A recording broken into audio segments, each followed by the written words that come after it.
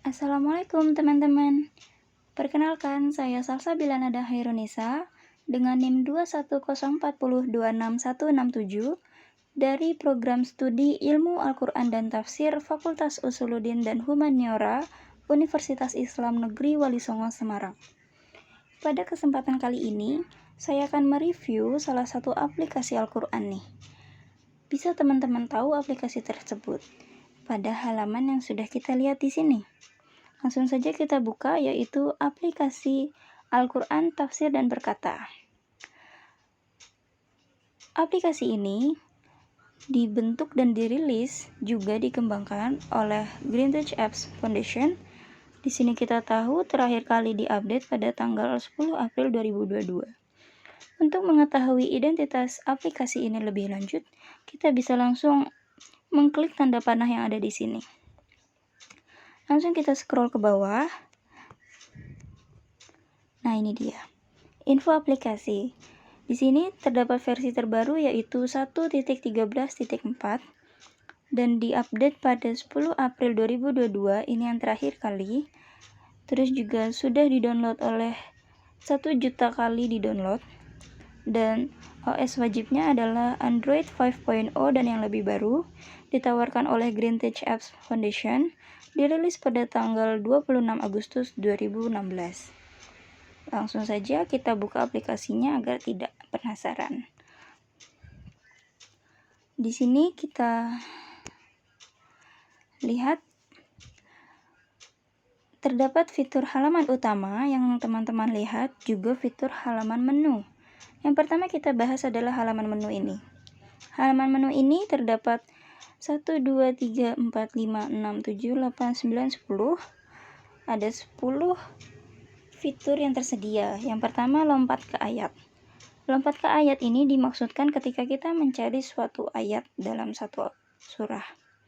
Seperti misal kita ingin mencari surat Ali Imran. Di sini kita bisa langsung mengisi ayatnya tanpa perlu halamannya. Kita bisa langsung ke surat ataupun ke tafsirnya. Lanjut, untuk notifikasinya kita bisa menerima notifikasi dari aplikasi ini tanpa mengganggu notifikasi di layar utama handphone kita. Untuk selanjutnya, kita di sini disediakan fitur indeks Quran. Indeks Quran ini seperti kamus tetapi bukan. Di sini diatur sesuai urutan abjad. Semisal kita ingin mencari yang membahas tentang Abraham. Di sini kita akan disediakan surat-surat yang membahasnya. Di sini terdapat penjelasan Abraham ditemukan 117 kali.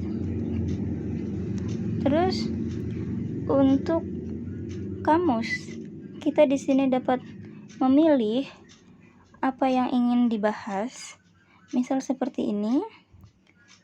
Akar kata dari amaro ditemukan 248 kali di 6 derived form. Seperti ini. Terus juga untuk pengaturan, di sini kita dapat memilih apa saja yang ingin kita pasang dalam aplikasi ini. Seperti contoh, dalam HP saya ini, saya menggunakan bahasa Indonesia. Terus juga ingin dimunculkan atau tidak tulisan Arabnya, terjemahannya, kata perkatanya, ini saya pilih semua. Terus juga terjemahan bisa kita pilih untuk bahasanya apa. Saya pilih dulu bahasa Indonesia. Ini harus di-download ya teman-teman. Kalau sudah, kita checklist dulu. Kita selesaikan, terus kita bisa langsung lihat ke tafsir. Kita boleh, jika ingin dipakai, boleh langsung di checklist atau tidak ya. Kita keluar lagi, terus di sini kita bisa memilih jenis mushaf apa saja yang diinginkan. Di sini saya memakai yang sudah terpasang saja, mushaf Unicode Text. Kita setujui. Lalu di penampilan kita bisa memilih tema mau warna apa.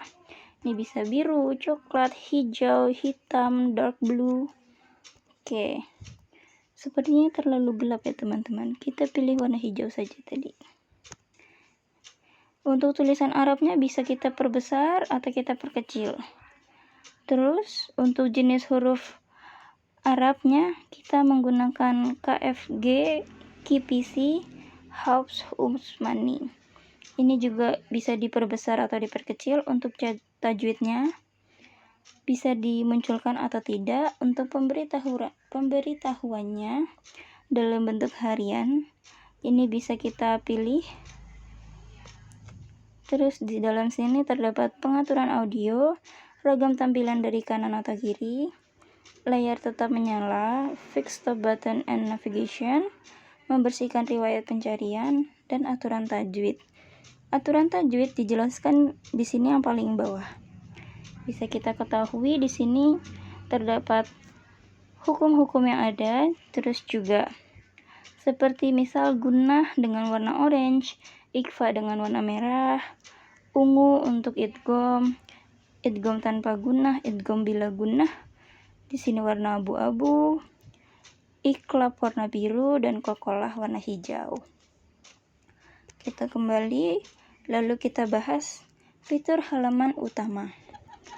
Di halaman utama ini terdapat baca, bencana, perpustakaan, dan ayat harian. Di sini kita bahas dari halaman baca terlebih dahulu. Untuk halaman ini disediakan terakhir membaca di surat apa. Semisal kita membuka Al-Baqarah, terus kita keluar lagi, nanti di sini tertulis Al-Baqarah. Lalu di sini ada akses cepat untuk surat-surat yang sering biasa dibaca, yaitu surat Yasin, ayat kursi, Al-Mulk, Ar-Rahman, Al-Kahfi. Dan di bagian ini, di bagian surah, kita dipilih 4 hal, yaitu bisa dalam tampilan surah, tampilan halaman, juz, dan hifz. Di tampilan surah seperti ini, langsung saja. Ini karena tadi di dalam halaman menu saya memilih perkata, jadinya seperti ini dapat membantu untuk para pelajar untuk lebih mengetahui arti perkata untuk setiap ayat. Di sini terdapat fitur membaca seperti ini dan juga seperti tadi. Di sini kita bisa memilih tampilan apa saja yang ingin dimasukkan. Saya hanya memilih surat, kalau memilih juz bisa seperti ini. Juz halaman 1. Di sini ada halaman. Terus juga di sini ada hifz. Saya memilih yang surat saja. Terus di sini di dalam kontennya kita dapat memilih tulisan Arab, tafsir, terjemah, kata per kata, tajwid.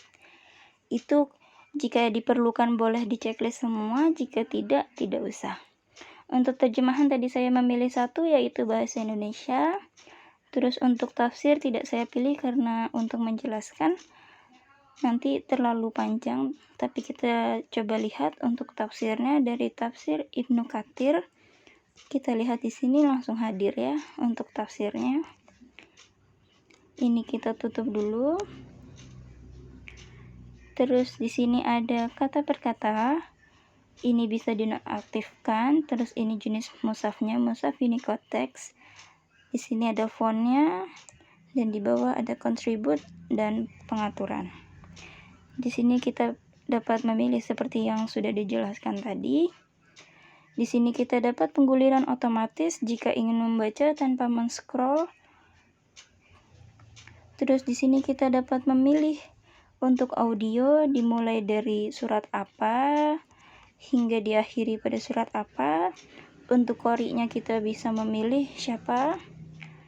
Terus untuk pengulangan ayatnya kita bisa memilih atau tidak. Terus juga di sini ada pengaturannya. Lalu kalau sudah dipilih semua bisa kita klik untuk dimainkan.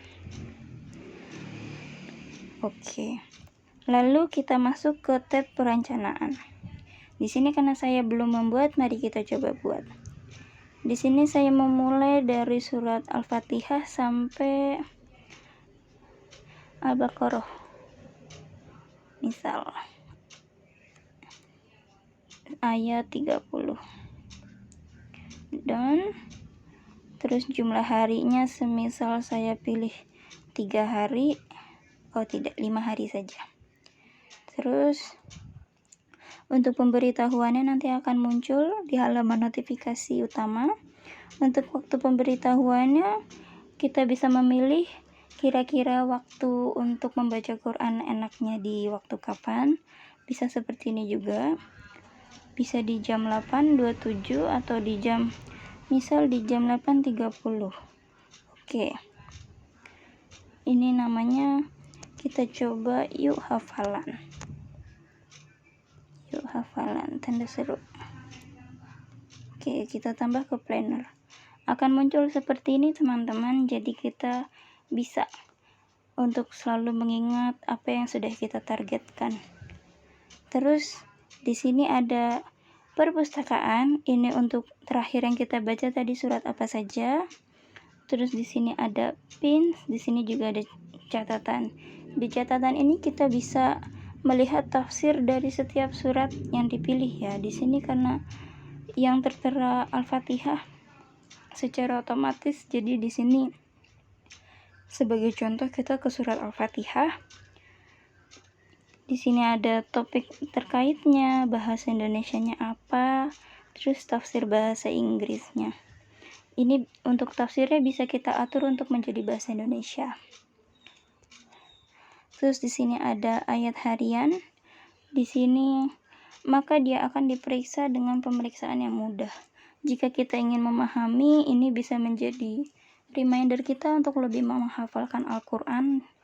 Jika kita ingin tahu suratnya, kita bisa langsung ke sini untuk fitur baca seperti ini. Dan untuk ke teksnya, kita bisa nge-share di berbagai sosial media. Untuk memilih yang lain, misal kita dapat mengklik bagian ini seperti ini, ntar akan berbeda-beda. Oke, langsung saja kita ke kekurangan dan kelebihan. Kelebihannya kita dapat memilih apa saja yang kita inginkan untuk ditampilkan, seperti ayat per kata, terus juga tajwidnya seperti apa, warnanya apa. Terus juga untuk terakhir yang dibaca pada surat apa. Ini seperti ini tajwid perkataannya. Untuk kekurangannya yaitu setiap bahasa yang ingin kita pergunakan harus di-download ya teman-teman. Misal ke sini kita membutuhkan bahasa ini untuk memilih update harus di-download dulu seperti ini. Terus juga ini sudah saya pilihkan bahasa Indonesia tetapi masih campur. Di sini ada baca, rencana, di sini perpustakaan harusnya. Ternyata tertulisnya library. Terus tadi juga di tafsirnya ternyata masih bahasa Inggris, padahal sudah saya ubah ke dalam bahasa Indonesia. Tuh. Seperti itu teman-teman dari saya. Apabila ada kekurangan kata, mohon dimaafkan. Untuk review kali ini saya cukupkan. Wabillahi taufiq wal hidayah. Wassalamualaikum warahmatullahi wabarakatuh.